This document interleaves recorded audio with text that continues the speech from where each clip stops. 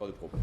Alors, je suis quand même ému de parler de Ginsberg ici, parce que on s'est rencontrés à Saint-Cernin, là, et nous avons remonté la rue du Thor jusqu'à l'église de la Dorade, et nous avons rendu un hommage ensemble à la Vierge Noire de Toulouse, à la Dorade, hein, celle qu'on appelle la Noire. Et en même temps, cet hommage, c'était aussi un hommage à Pound, et en même temps, c'était aussi un grand délire, hein, parce que le soir même, nous allions dire des poèmes de Kaddish, de Howl, et puis un de mes derniers poèmes qui s'appelait à l'époque L'enfant archéologue. Alors il avait 20 ans de plus que moi, j'avais une trentaine, c'était au début des années 80, et puis on s'est revus quelques fois avec mon ami Yves Le Pellec, qui me l'avait présenté, et notamment à New York, dans la rue où il habitait avec Burroughs et tous les autres. Et je me souviens que la dernière fois, le dernier récital que j'ai fait avec Allen Ginsberg, ici à Toulouse, il a été très compliqué et très difficile à assumer. Et ce sont les deux textes que je vais vous dire, les extraits que nous avons dit ensemble ce jour-là, parce que c'était une période, il y a 30 ans cela, à peu près, où il y avait déjà les courants intégristes étaient passés à l'attaque, et je venais de recevoir, depuis 89, 7 condamnations à mort pour mon soutien à Salman Rushdie. Et j'étais à Amsterdam avec Allen Ginsberg, et on devait descendre à l'université de Toulouse, le Mirail, à cette époque-là, et je ne lui ai pas dit, parce que je me suis dit, s'il y a des histoires, parce que les condamnations qui avaient été prises contre moi en 89 avaient été renouvelées 4-5 ans après.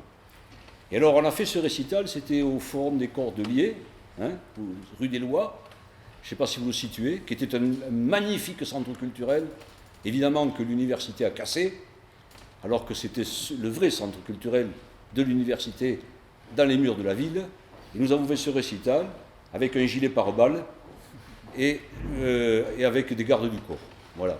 Et à la fin, on m'a prévenu que l'opération avait été cancellée, qu'elle avait été arrêtée. Et Ginsberg m'a dit, écoute, si j'avais su, j'aurais dit Salman Rushdie Blues. Voilà.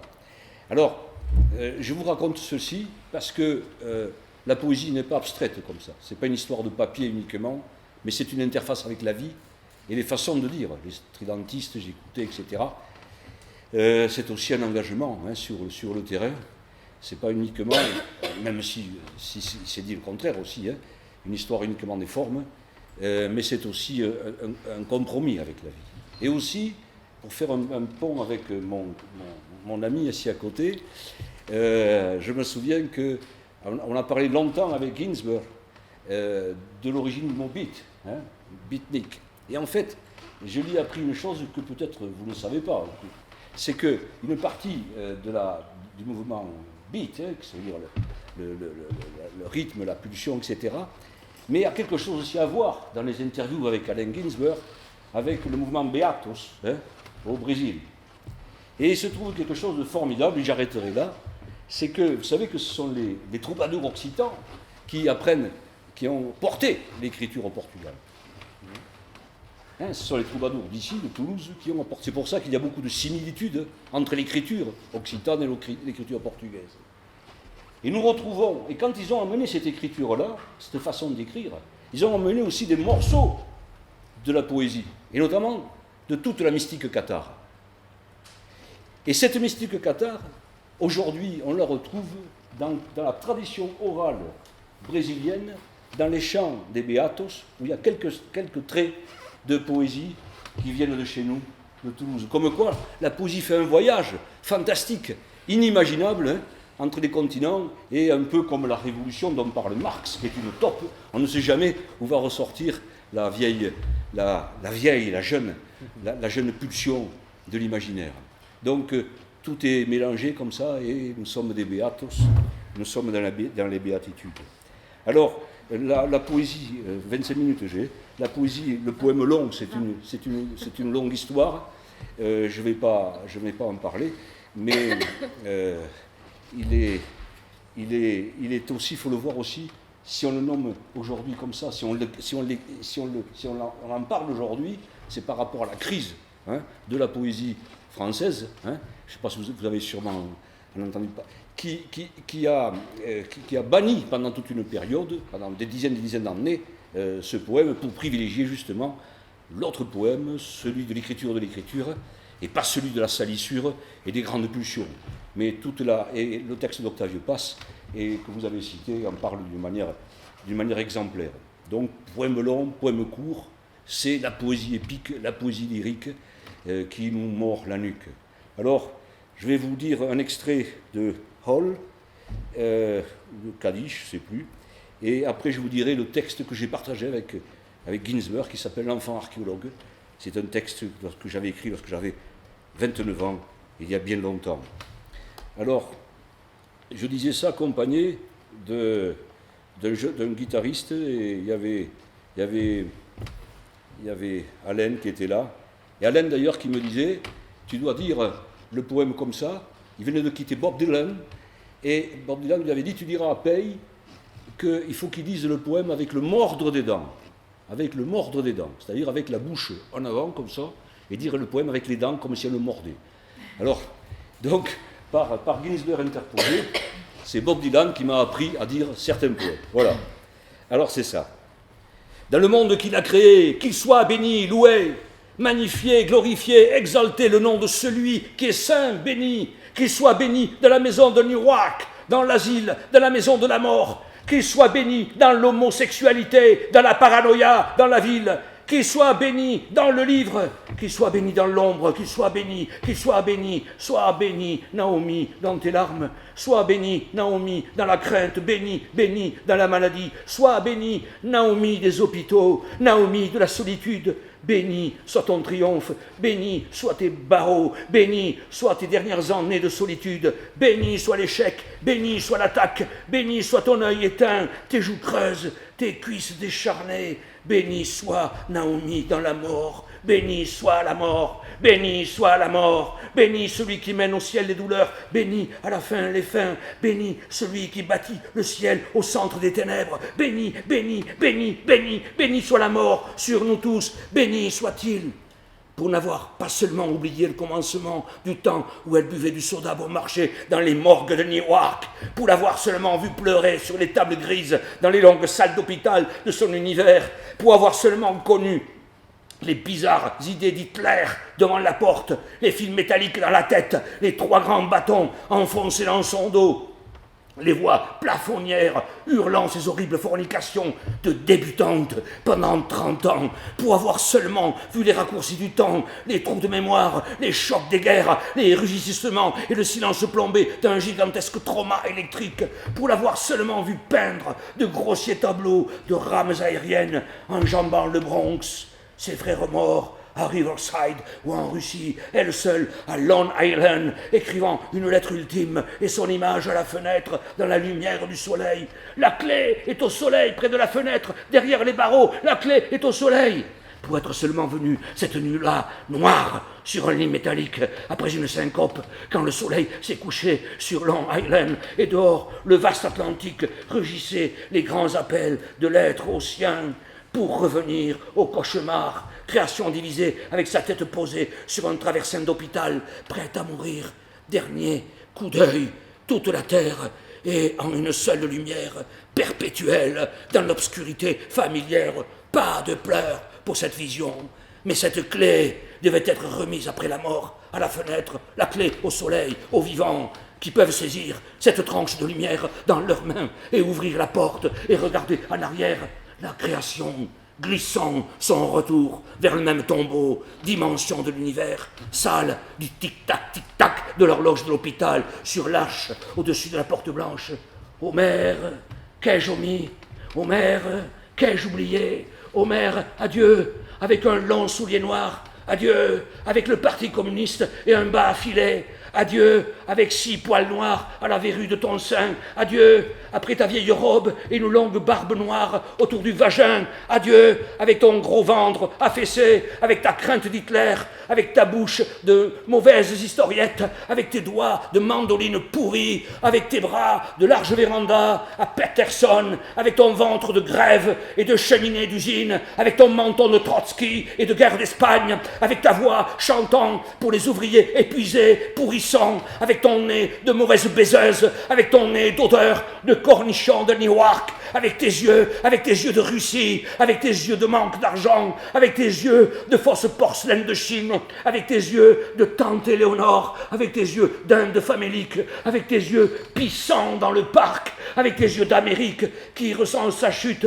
avec tes yeux d'échec devant le piano, avec tes yeux de parents en Californie, avec tes yeux de marraine mourant dans une ambulance, avec tes yeux de Tchécoslovaquie attaqués par les robots, avec tes yeux qui vont à un cours du soir de peinture au Bronx, avec tes yeux de meurtrière, grand-mère que tu vois sur l'escalier de secours à l'horizon, avec tes yeux sortant tout nus, courant et hurlant dans le corridor, avec tes yeux emmenés par les flics dans une ambulance, avec tes yeux ligotés sur la table d'opération, avec tes yeux de pancréas amputés, avec tes yeux d'appendicite, avec tes yeux d'avortement, avec tes yeux d'ovaires enlevés, avec tes yeux d'électrochoc, avec tes yeux de lobotomie, avec tes yeux de lit forcé, avec tes yeux coups de sang, avec tes yeux solitaires, avec tes yeux, avec la mort couverte de fleurs.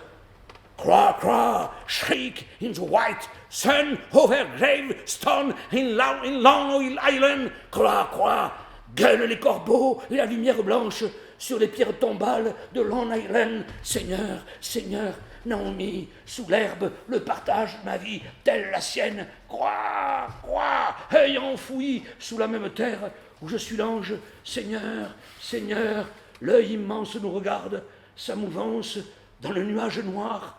Croix, plainte d'être protégée dans le ciel étrange, sur la marée d'arbres. Seigneur, Seigneur, ô broyeur dans l'au-delà immense, ma voix dans un champ sans limite. À Sheol, croix, l'appel du temps, déchiré de l'aile, au pied un instant dans l'univers. Seigneur, Seigneur, un écho dans le ciel, le vent dans les feuilles, l'oc, rugissement de la mémoire. Croix, toute ma naissance, un rêve, New York, l'autobus, la chaussure brisée, l'école, les visions du Seigneur. Seigneur, Seigneur, Seigneur, poème, vieille lune sur mes yeux, est une nouvelle lune, avec empreinte du pied humain, qui n'est plus Roméo triste fesse, ivre, dans la rivière Pierrot le fou, lune branque, aux lunes possibles au ciel, aux premières constellations des noms sans âge, comme Dieu est possible, comme tout est possible. Nous allons atteindre une autre vie. Les politiciens lunaires, pleurant et luttant dans l'éternité, mais aucune étoile n'est troublée par les fous furieux d'Hollywood. Magnat romain des pétroles, faisant des affaires secrètes avec des plutoniens flasques et verts, camp d'esclaves sur Saturne, révolution cubaine sur Mars, veille et nouvelle vie côte à côte. L'Église catholique découvrira-t-elle le Christ sur Jupiter, démence de Mahomet sur Uranus, et Bouddha sera-t-il acceptable sur les planètes lourdes? Et découvrirons-nous des temples zoroastriens florissant sur Neptune? Quel nouveau dessin ecclésiastique! Oh Einstein, j'aurais dû vous envoyer mes manuscrits enflammés. Oh Einstein, j'aurais dû accomplir un pèlerinage à vos cheveux blancs. Oh compagnon de route, je vous écris un poème à Amsterdam, en ce cosmos où Spinoza polissait ses vers magiques il y a longtemps. Je vous ai écrit un poème il y a longtemps. Déjà mes pieds sont lavés dans la mort. Ici je suis né sans identité, sans plus de consistance que le tracé fin et noir d'une plume sur un doux papier, parlant d'étoile à étoile, multiples rayons solaires, tous mêmes pensées myriades, dans un pli de l'univers où étaient Whitman et Blake et Shelley, ont vu Milton vivant, comme dans un temple étoilé, rêvant dans sa cécité. Voyons tout. Maintenant, frère bien-aimé, je peux enfin parler avec vous d'une lune inconnue. Un extrait.